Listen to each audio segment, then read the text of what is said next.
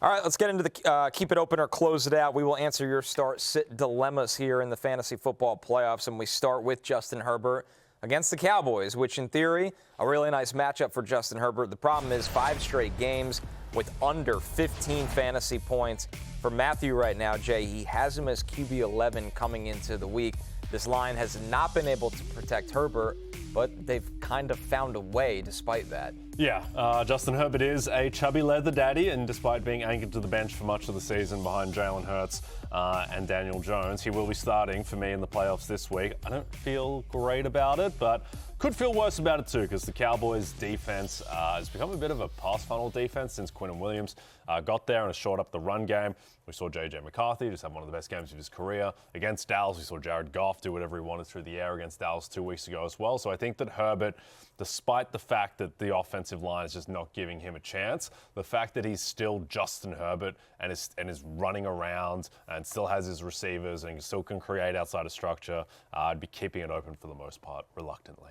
I'm gonna keep it open, even though he hasn't finished better than QB 17 in a week since week 9. That's a large sample size, but you brought it up, Jay. What J.J. McCarthy was able to do versus Dallas gives you a lot of confidence of what Justin Herbert could do. J.J. McCarthy, QB 6 last week against the Dallas Cowboys. So with Justin Herbert facing this Dallas defense that just got put out of the playoffs, they're searching for answers. They'll play hard still. Right. They still going to try to, ruin the Chargers season. But you got a Justin Herbert who, and I love what Justin Herbert has done this year with his legs. He's been running this season more than ever, probably because he has to.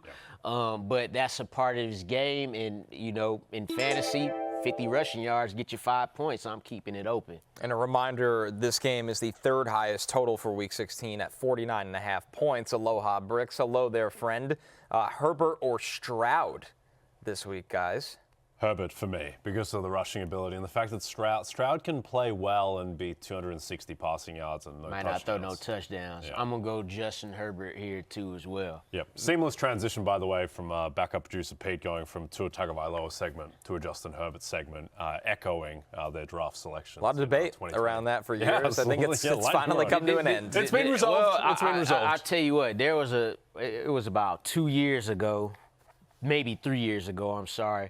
I was like, Tua is playing quarterback better than Justin Herbert today in this season.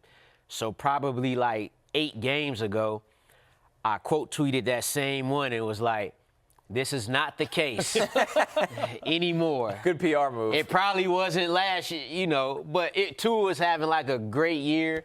But yeah, we could. I'm old enough to remember in 2023, like halfway into the season, Tua Tagovailoa was the MVP favorite. Yeah, literally the MVP favorite. Things happen quick. And then they really do. Fell off after this that. is by far his worst year, but yeah, Justin Herbert, the guy. Hey, it's Matthew Berry from NBCSports.com and Rotoworld.com, and I want to thank you so much for watching whatever it is you just watched, or if nothing else, being too lazy to click out of the autoplay after this video started, after whatever it is you actually wanted to watch finished. But now that you're here, I'd like to take a moment here to ask you respectfully now, okay? I'm asking you respectfully to subscribe to the NFL on NBC YouTube channel.